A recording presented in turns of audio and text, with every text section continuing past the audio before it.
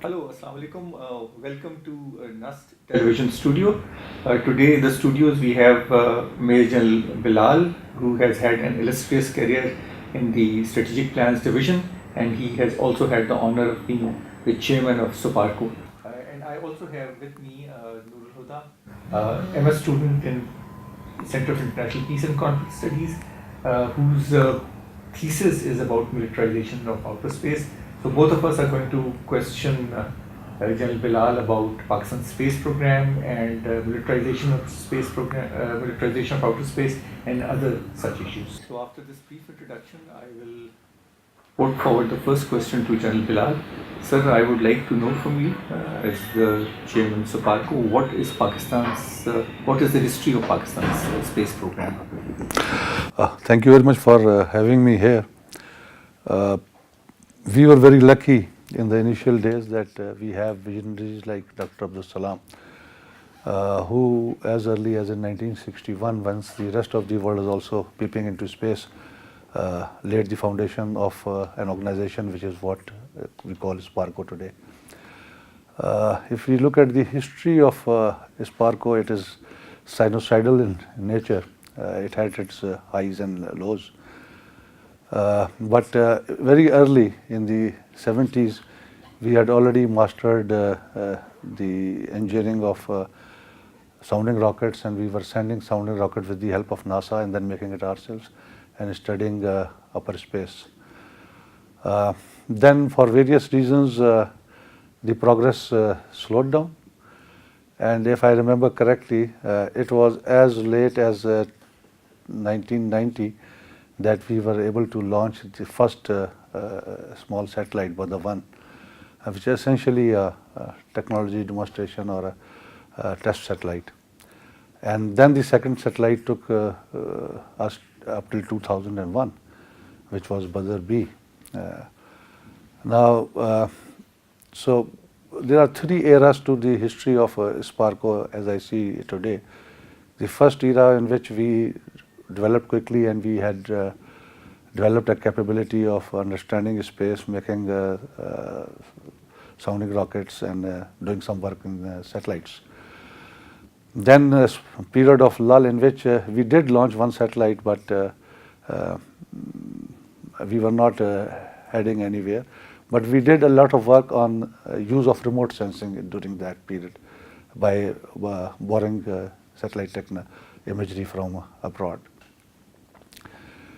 In 1999, it was really felt that SPARCO needs to be brought at par with the leading research organizations, and Pakistan should have a good expertise in the space sector. And it was then that SPARCO was reinvigorated, and we started sending people for getting qualified, improving the HR, because the best of the best have already left for greener pastures in the past. So really the current history of SPARCO and development cycle starts in an era around 1999-2000 onwards. It was a challenge. It was a challenge in the way that we have to develop the new HR. We have to establish new labs, and we have also had to create an awareness in the nation that how important is space for a developing nation. Now,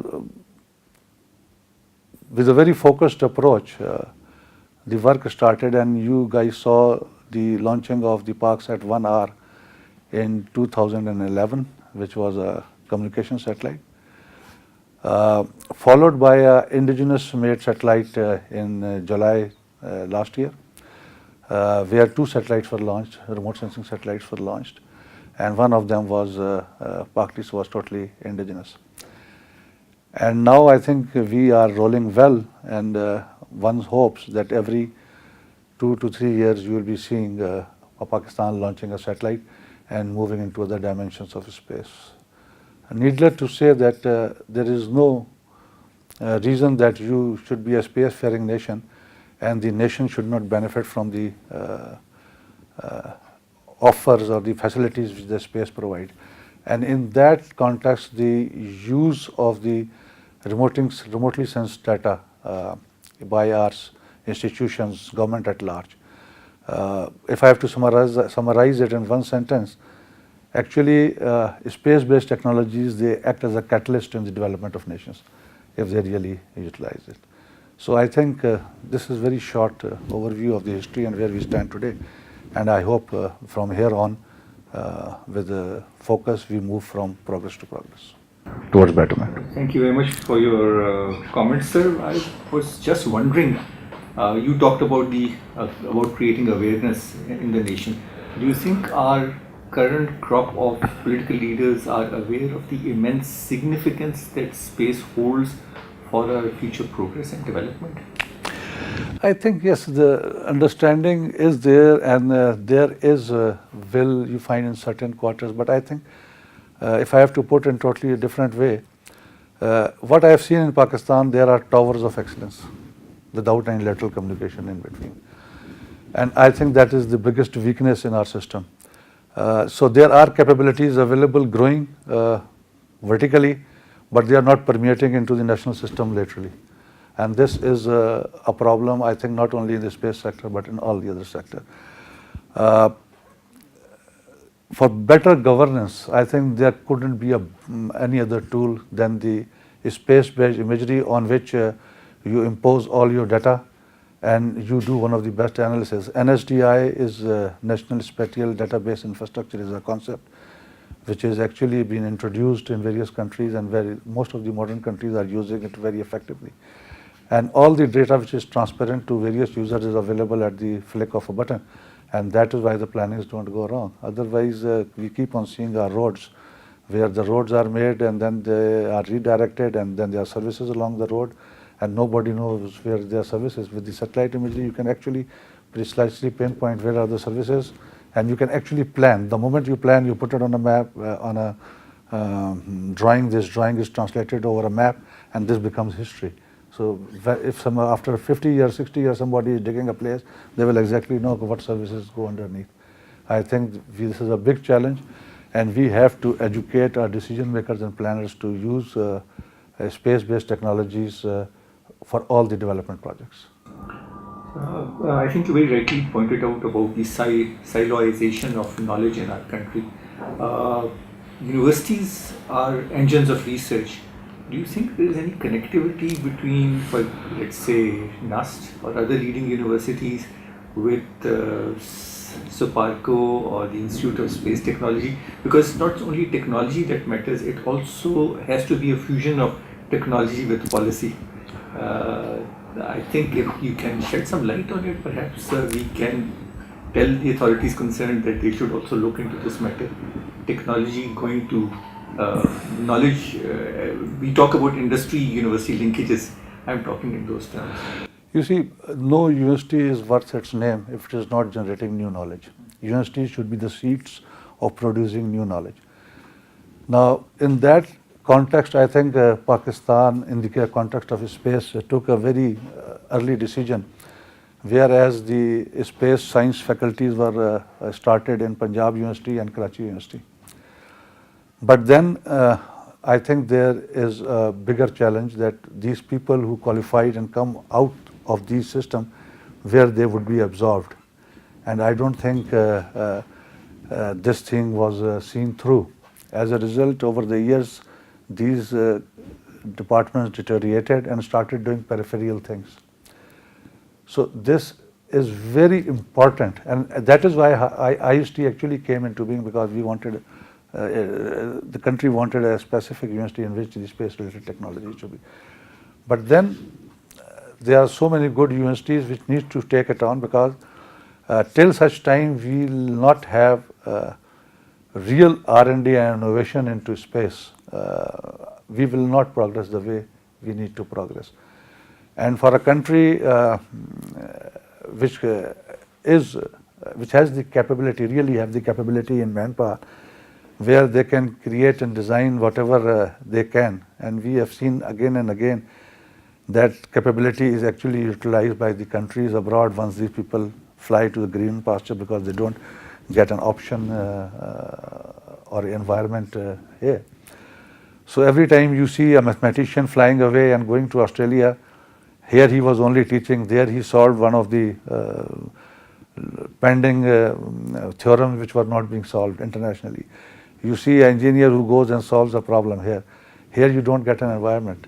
For example, how the universities are using their mathematicians, how many applied mathematicians do we produce, and how many are into actual research and science. Actually, in fact, mathematics is the best of the limits where real innovation and if you really have to peep into the future of science and technology, you have to employ a lot of mathematics. And I don't think in our country the mathematicians are being properly utilized, nor their works or research work or innovation projects going on where space is an area where actually if you are studying deep space you need a lot of mathematicians, for example. But who is producing those mathematicians actually is the biggest challenge.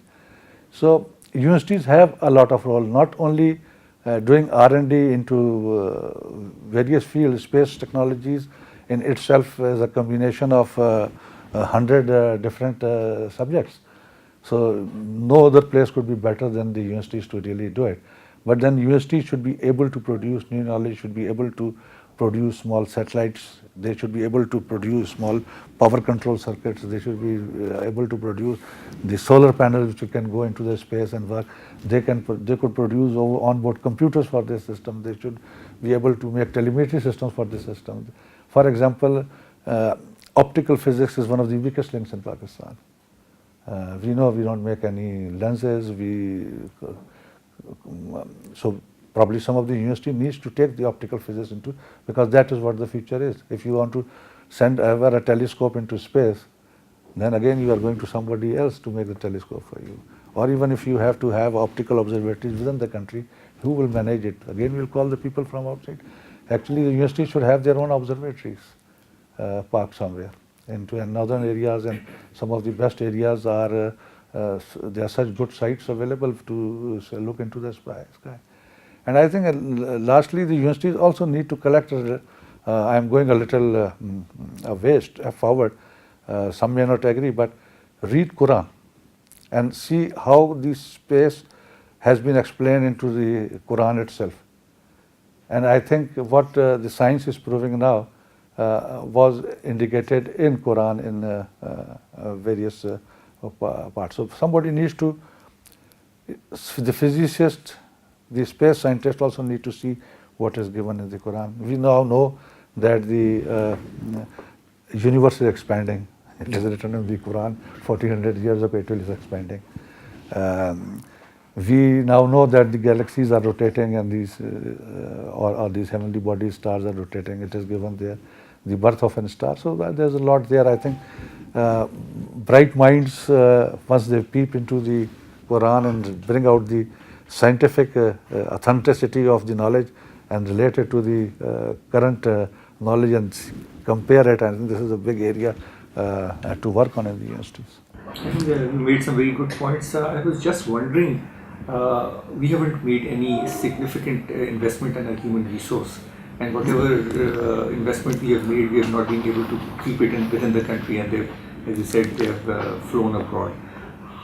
How would you say that India and also Iran were able to expand their space programs in a positive manner? How were they able to retain their brightest minds in the country? How did they actually get ahead of us while we had a head start on them? As you told us, we were ahead of these in the 1960s. Somehow we lost the race or we lagged behind. So if you can please highlight something. I think we should not really get into any race with anybody. They have their own program. They have done well with their program, one must say. And given the environment, I think we have not been able to keep that pace. But I think the realization is there. In India, I think the universities have done a good job in producing some of the finest mathematicians, people writing books on various subjects. In our country, there's a little this culture is also missing, where the professors and the teachers are not writing books good enough to be read at that level. Not only to talk of the higher level, but even at the school primary level, I think we need to introduce, if you see the NASA sites, They are introducing cartoons, education through cartoons, through comics, and this is essentially space technology, which they are putting across the kids and developing their interest at that very time. So you will have an aspiring astronaut sometimes, and this one man could bring in a lot of change. You will have an aspiring engineer who wants to develop a special spaceship, and you may have a special computer, a computer expert who want to do some space analysis through a supercomputer or whatever. So what you really need to do is keep your focus right. And I think this is where the government needs to take onus of. And if you really want to make a study of the Indian program, then I think it was Manmohan Singh who started the program of Shining India. And if you read the contents of this is all space program was a part of it. They realized much early that space is the future, it is the final frontier. And if I say in the passing that all nuclear states are also space powers, they are also into space. So if the technology, you have achieved that technology in one field, translating and acquiring technology into other field is that much possible. So without going into the details of the Indian space program, I'll say it was well coordinated and focus at the right places. Also, they created a HR which was addressing all the aspects of the space sector. They were not focusing on one sector itself. They were looking at the engineering of all the sectors. They were looking at the science and technology of all the sectors. And once you crisscross with people and you browse through the internet, you will find that a lot of mathematicians are working there in the Indian space program. So I think we need to create a HR which is qualified into the diverse curriculums which are necessary for maturing a state into a spacefaring nation. I think that is the focus, and that cannot come without the government getting involved and creating through policies and legislation an environment which will facilitate the incubation of ideas, incubation of the education itself in the space sector from junior classes to the university. And also for the people to really, once they get qualified, it is not only they're getting education in only one specific organization. The system itself should be able to use them. For example, GIS application, there could be so many people working on the GIS applications. There could be biotechnologists working for developing experiments which could be taken on to the International Space Station, and some genetic studies could be undertaken. That is what is actually being done. Malaysians are actually doing a lot of study on some crystallization in space, and their universities are actually doing a good job. So genes behave differently in space, and one needs to see why some genes which are dormant on the ground become active in space, and why some genes react differently. So there's a wide field for people to work. You see, it's just like this, that biotechnology wouldn't have developed if the doctors wouldn't have less understood computer, or the computers people, some of the computer experts would not have understood the cell biology. That is how they have been able to decode the human genome, and they are still doing it because two different technologies came into grip. So space provides you a lot of option in this regard, that you can go into different areas, merge these different areas and start. So I would say that we should have also signed an MOU with Mr. Mahathir Mohammed on doing some kind of research. No, I think a university to university cooperation would be much better. There is no requirement. I think the Malaysian, the 2-3 leading universities, so NUST can, I think NUST has a cooperation with one of the universities. So if you can, that is, that would be very good actually. So, what do you say about the Iranian program? They have been suffering under debilitating sanctions. They don't speak English per se. They do their research, if I understand, in Persian or some. They do rely on English. Remaining out of the political fray, every country, space is a global common, and every country uh, is at will to use the space. They want to use it till such time they don't create an environment which makes the space not usable for the other. That is very important. And Iranian program, if they want to go into space, well and good. They should go. Brazil is going into the space sector in a big way. So why not? Even the UAE wants to have the first tourist space drone. So I think one should go. So, Yeah. and I think space is not even the final frontier. Maybe people will go beyond outer space also one day. Yeah. Maybe, perhaps, I don't know. Maybe. So I'll Maybe. now ask Nurul Bazaar to ask questions with reference to militarization of space, because that is the thesis topic. So please tell us, what is Pakistan's position on militarization of outer space? I just mentioned that space is a global common. So Pakistan's policy, as far as I know, now I may be rusty for 3 years, but I know that Pakistan does not want the space to be militarized.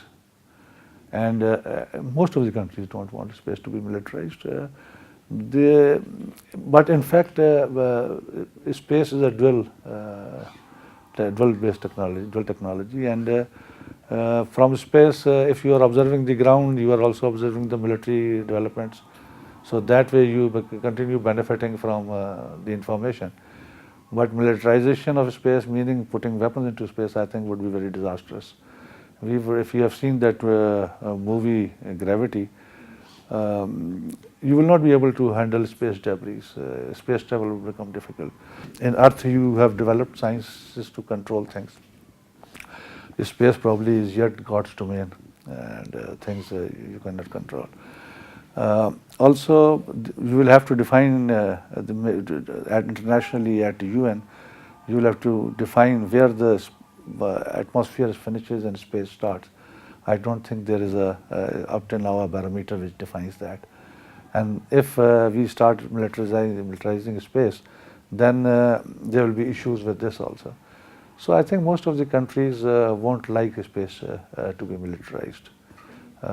It is a global common, and it should remain a global common for the benefit of the mankind and humankind in general. And Pakistan, I think, I'm very clear actually. We don't want space to be militarized. Sir, how do you see that Pakistan military can benefit from space assets or the satellites? You see, What kind of things we should be sending out in the outer space? space is being used by Earth observation satellites. And once Earth observation satellites you are talking of, you are not talking of a specific sensor which is a telescope. You are talking of many sensors. You are talking of hyperspectral systems.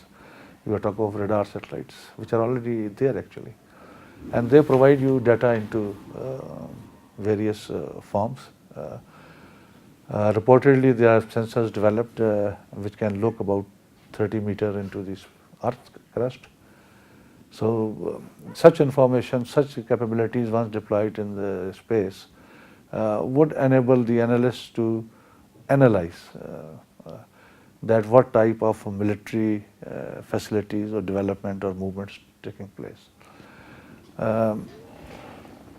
To be live, getting this data live, you require a large number of satellites. So any country which will have a large number of satellites would be current on the data.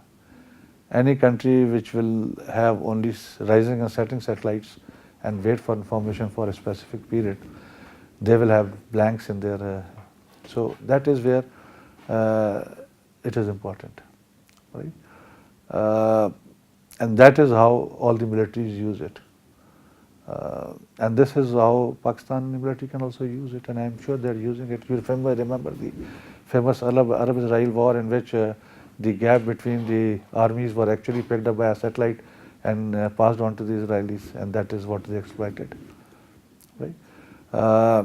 This is one aspect. The second aspect of the space technology is that you can actually have maps which are very accurate. You can have actually latest infrastructure development available to you before operations. You can actually take a GIS map, convert it into a 3D model, connect it with a computer and a simulator, and actually fly through the mountains. So you can actually do training of the battleground in actual on a map, right?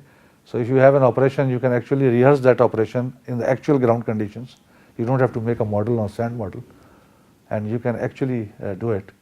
But then you have to have experts in gaming theory, and I'm sure the university must develop some people in gaming theory.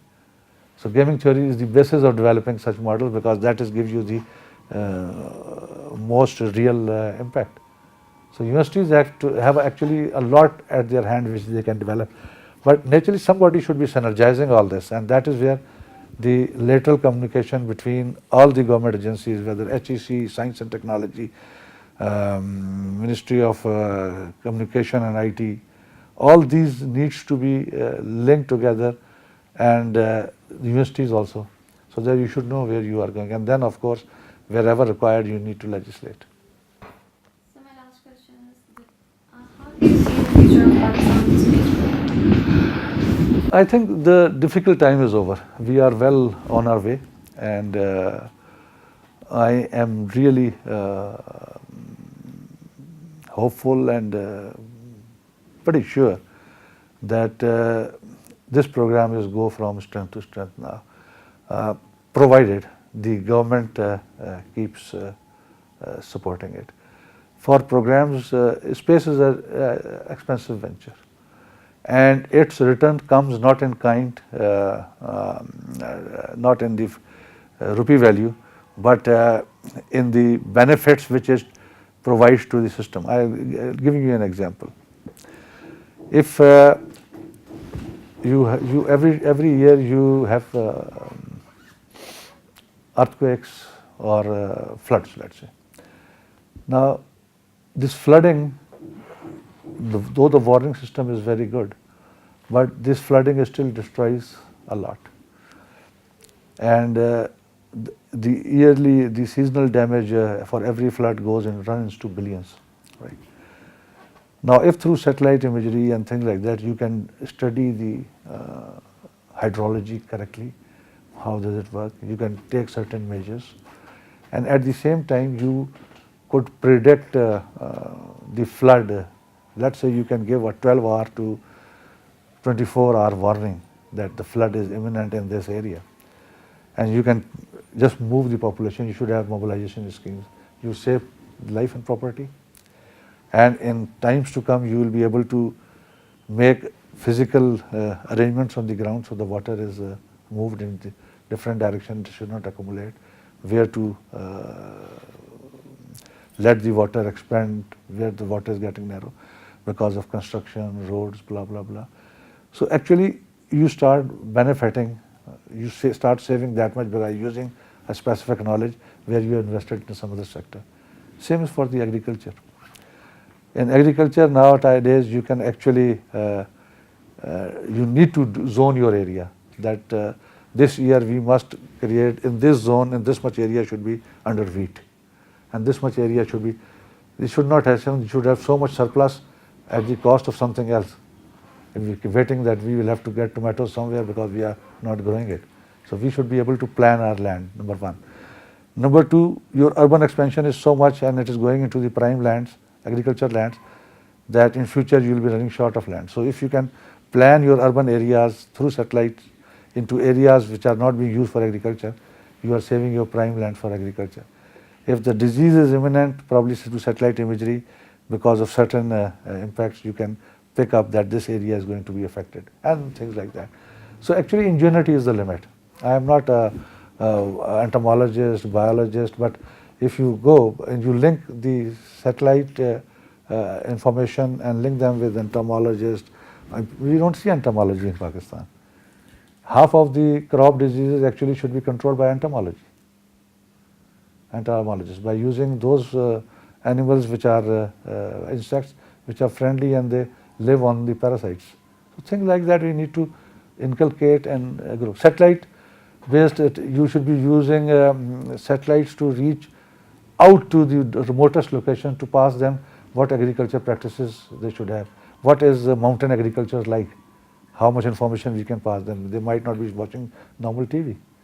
So you just reach out to the far-flung areas and just pass them mountain agriculture, how mining should be done in certain areas. So education, social education, which is I think more important, should be passed through this. So the imageries and the communication strength of the satellite could actually reach out to people who have been neglected up till now.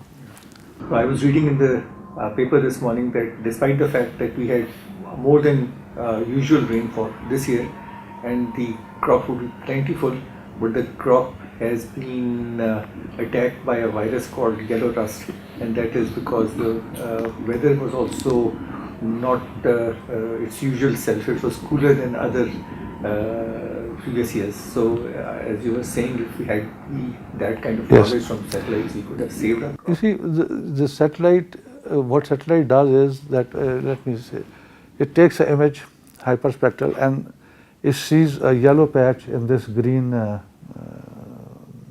wheat field. And at least it's not a picture, it's data which is converted into picture. We must understand this. So he then takes this reference data and then sees that where in all other areas this exists. And suddenly you have a picture that, oh, there's something happening.